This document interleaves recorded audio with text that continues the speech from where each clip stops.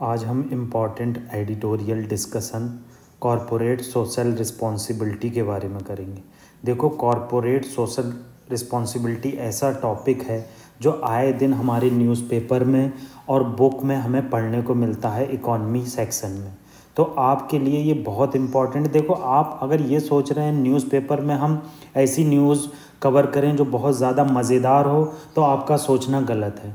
मैं आपको बता रहा हूँ, मैं एडिटोरियल ऐसे कवर कर रहा हूँ जिससे सिलेबस पर्टिकुलर कवर होता जा रहा है। अगर आप सिलेबस से एडिटोरियल को मिलाएंगे तो आपके सारे editorial day to day cover हो जाएंगे। धीरे धीरे हम 2 एडिटोरियल डिस्कशन करना स्टार्ट कर देंगे, मगर अभी सम रीज़न की वजह से हम एक ही एडिटोरियल डिस्कस कर रहे हैं और उसे अच्छे से कर रहे हैं। तो कॉरपोरेट सोशल रिस्पॉन्सिबिलिटी क्या होता है, पहला क्वेश्चन ये इमर्ज होकर आता है। देखो, कॉरपोरेट सोशल रिस्पॉन्सिबिलिटी क्या होता है कि कॉरपोरेट के लिए कुछ ऐसे वर्क ऑर्गेनाइज किए गए हैं, कुछ ऐसे रूल और रेगुलेशन बनाए गए हैं कि वो सोशल वेलफेयर के लिए काम करें, सोशल वेलफेयर के लिए काम करें। देखो, जैसे मान लो आपका झारखंड रीजन है, अब मान लो वहाँ पर माइनिंग बहुत होती है। अब ऑब्वियस सी बात है, ये कॉरपोरेट सोशल रिस्पॉन्सिबिलिटी का कॉन्सेप्ट कहाँ से इमर्ज होकर आया होगा।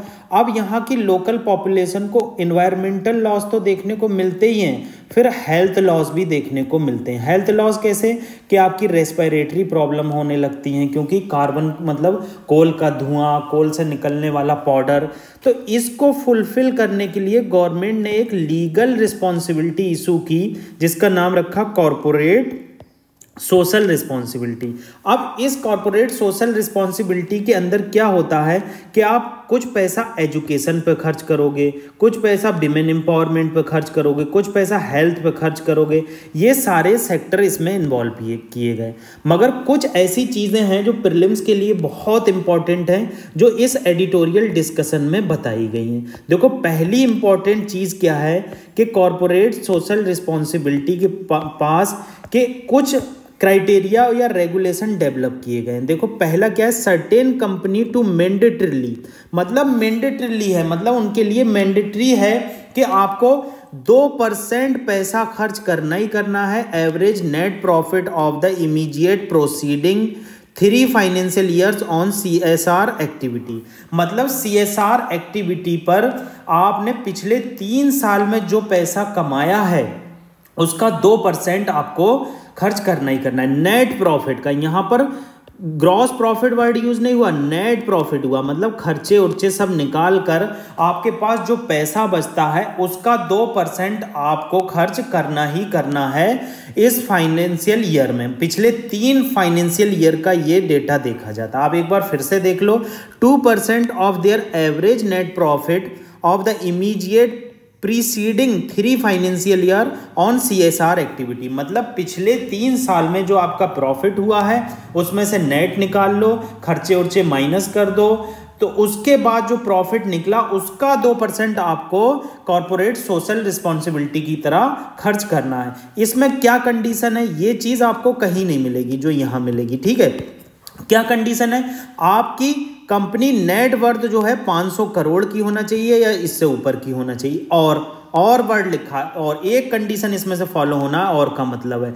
ये अगर एंड लिखा होता तो सारी कंडीशन फॉलो होना थी। और टर्नओवर आपका 1000 करोड़ या इससे ज़्यादा होना चाहिए। ठीक है, और फिर और लिखा नेट प्रॉफिट 5 करोड़ और मोर होना चाहिए। मतलब इन तीनों कंडीशन में से एक भी कंडीशन फुलफिल होती है तो आपको CSR पर 2% खर्च करना होगा पिछले 3 सालों के नेट प्रॉफिट पर। क्या लीगल इसकी बैकिंग है? हाँ, इसकी एक लीगल बैकिंग है। देखो, सेक्शन 135 कंपनी एक्ट 2003 के अंदर कॉरपोरेट सोशल रिस्पॉन्सिबिलिटी के कॉन्सेप्ट को गवर्न किया जाता है और उसको लीगल बैकिंग प्रोवाइड करती है। इंडिया केवल ऐसा कंट्री है, फर्स्ट ऐसा कंट्री है जिसने कॉरपोरेट सोशल रिस्पॉन्सिबिलिटी को लीगलिटी प्रोवाइड की है और पोटेंशियल CSR एक्टिविटी को आइडेंटिफाई किया है। फॉरेन कंपनी, आप देखो कितना इंपॉर्टेंट चीज़ है आपके प्रीलिम्स के लिए। क्या फॉरेन कंपनी की ब्रांच ऑफिसेज या प्रोजेक्ट, उनके लिए ऑब्लिगेशन है CSR? तो आप कहोगे हाँ बिल्कुल उनके लिए ऑब्लिगेशन है, CSR उनको भी देना पड़ेगा। नेट प्रॉफिट का पिछले 3 साल का आपको 2% देना पड़ेगा। CSR एक्टिविटी कौन सी हो सकती है, कुछ एग्जाम्पल दिए हैं। देखो पहला एग्जाम्पल क्या है, हंगर और पॉवर्टी को इरिडेट करने के लिए, HIV एड्स को और डिजीजेस को कम्बैट करने के लिए, इन्वायरमेंट के लिए, सस्टेनेबिलिटी के लिए। प्रधानमंत्री नेशनल रिलीफ फंड जो बनाया गया है, जो इस फंड से बहुत सारी सोशल रिस्पॉन्सिबिलिटी कवर की जाती हैं सेंट्रल गवर्नमेंट को सोशल इकोनॉमिक डेवलपमेंट रिलीफ के लिए, और education gender equality women empowerment के लिए भी दिया जाता है। ये कुछ एग्जाम्पल है, ऐसे बहुत सारे एग्जाम्पल आप कॉर्पोरेट सोशल रिस्पॉन्सिबिलिटी के अंदर ला सकते हैं। जैसे खराब एरियाज, मतलब कह लो जो मरुस्थल एरियाज हैं वहां पर वाटर की फैसिलिटी प्रोवाइड करना। तो इस तरह के जो एग्जाम्पल आते हैं वो CSR एक्टिविटी में आते हैं। कुछ एग्जाम्पल ऐसे दिए हैं जो नॉट क्वालिफाई हैं CSR एक्टिविटी में, जैसे कि आप आउटसाइड इंडिया में कुछ एक्टिविटी करते हैं, लोगों को बेनिफिट पहुंचाते हैं, उसका नहीं इंक्लूड होगा।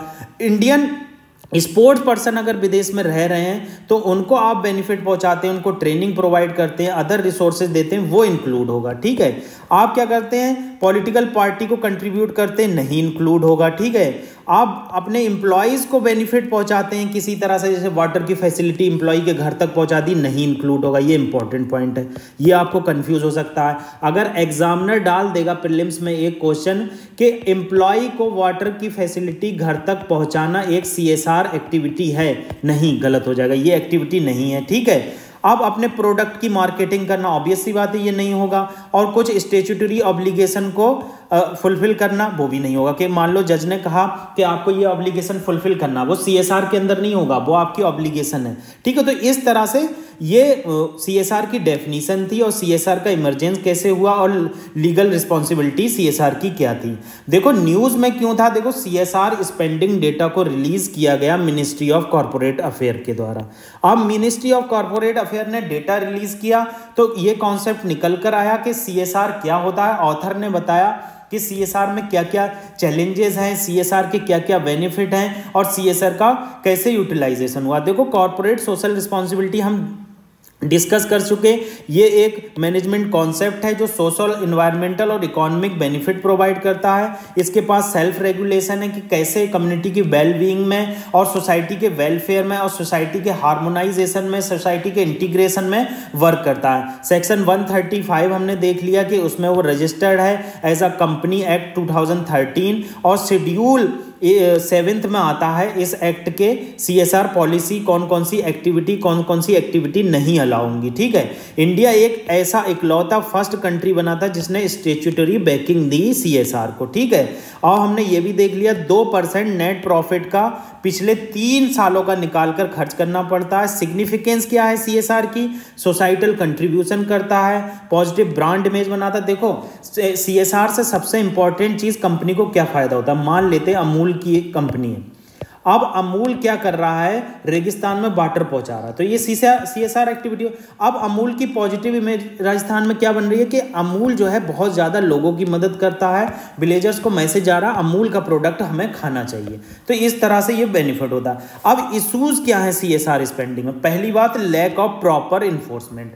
आप एक एक पॉइंट नोट कर सकते हैं, छोटा सा ऐसे देखो, अगर आप कुछ भी नहीं लिखना चाहते हैं तो आप ऐसे इशूज़ लिख लीजिए, इशूज़, और उसके आगे ऐसे लिख लीजिए A point lack of proper enforcement, दूसरा पॉइंट रेगुलेशन लायबिलिटी। बस आप इतना लिख लेंगे, धीरे धीरे आपकी एक्टिविटी में सुधार होता चला जाएगा। ठीक है, तो लैक ऑफ प्रॉपर इन्फोर्समेंट क्या होता है कि इसके जो खर्चा होता है इसमें ट्रांसपेरेंसी नहीं होती। पॉलिटिकल पार्टी जो वाइसनेस दिखाती हैं, जो वाइसनेस देखने को मिलती है, इससे क्या देखने को मिलता है कि आपके जो CSR एक्टिविटी है, CSR फंड है, कि कहाँ पर कितना खर्च किया, कितने लोगों को इससे बेनिफिट मिला, इस पर कोई भी बात नहीं होती। तो लैक ऑफ प्रॉपर इन्फोर्समेंट है, कॉर्पोरेट एजेंसी पॉलिटिकल पार्टी से मिल जाती हैं और जो CSR का पैसा है वो बैक एंड से पॉलिटिकल फंडिंग को दे देती हैं और CSR पर कोई भी देखरेख नहीं होती है, कोई भी ब्यूरोक्रेटिक हर्डल नहीं आता है और प्रॉपर इन्फोर्समेंट नहीं होता।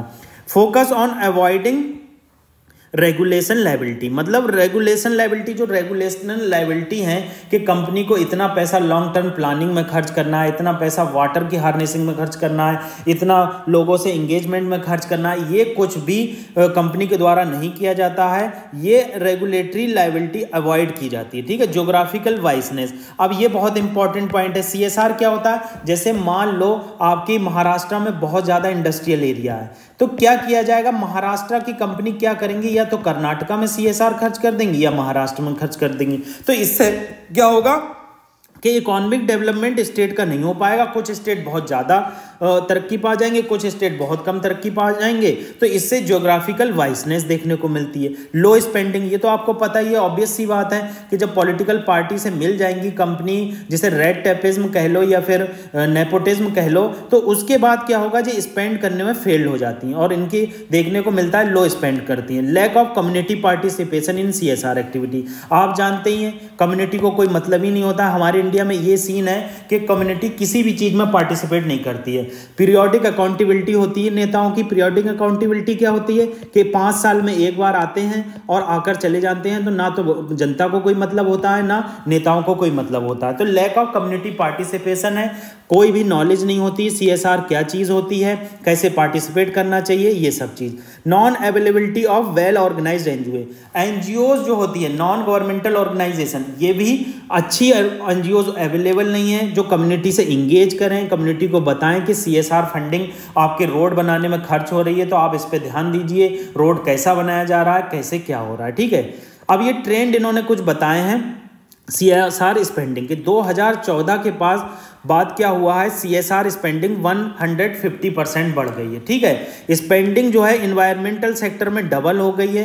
26,000 करोड़ जो है इन्वेस्ट किया गया है 18,000 कंपनी के द्वारा, ठीक है। इंक्रीज की गई है स्पेंडिंग सैनिटेशन पर, गंगा के क्लीन करने में, ड्रिंकिंग वाटर पर और स्लम के डेवलपमेंट में, ठीक है। लेस देन 0.1% स्पेंडिंग टूवर्ड, मतलब टेक्नोलॉजिकल इंक्यूबेटर, मतलब जो इनोवेशन सेक्टर है, जो हमारा स्टार्टअप है, जो हमारे स्टूडेंट हैं, जो हमारा ह्यूमन कैपिटल बनेंगे, उसमें बहुत ज़्यादा कम खर्चा है। ये इंपॉर्टेंट चीज़ है, ये आपको पता होना चाहिए। मेंस में आप इसे बहुत लिख सकते हैं कि टेक्नोलॉजिकल इंक्यूबेटर्स पर बहुत कम खर्चा किया जा रहा है। अब क्या कर सकते हैं हम इसमें, What can be done to improve CSR spending and its efficiency? इसकी एफिशिएंसी क्या कर सकते हैं, बॉटम टू अप अप्रोच रख सकते हैं। बॉटम टू अप अप्रोच क्या होती है कि आप पर्टिकुलर कॉन्टेक्स्ट में, लोकल कॉन्टेक्स्ट में वर्क करिए। मान लीजिए ये रामू का गांव है, इस रामू के गांव में बिजली की कमी है, मगर यहाँ वाटर प्रोवाइड किया जा रहा है, तो डाटा इनएफिशिएंसी हो गई। मगर श्यामू के गांव में पानी की कमी है, मगर यहाँ बिजली प्रोवाइड की जा रही है। तो कहना है कि लोकल नीड्स के अकॉर्डिंग जो है बॉटम टू अप्रोच करना चाहिए।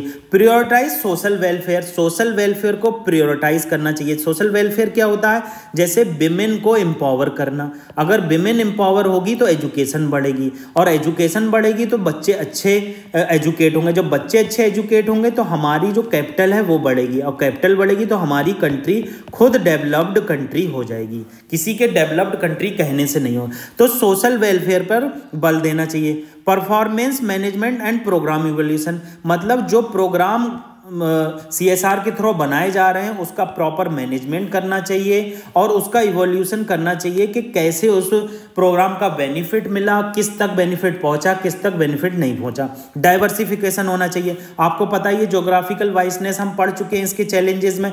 तो ज्योग्राफिकल वाइसनेस खत्म करने के लिए जो सीएसआर फंड है वो प्रॉपर एरियाज में हर कहीं प्रॉपर खर्च करना चाहिए। एग्रीकल्चर को मॉडर्नाइज करना चाहिए, टेक्नोलॉजिकल फील्ड में खर्च करना चाहिए, और जो बैकवर्ड है एजुकेशनली उनके ऊपर खर्च करना चाहिए। Alignment with sustainable development goal, sustainable development goal 2030 तक हमें अचीव करना है।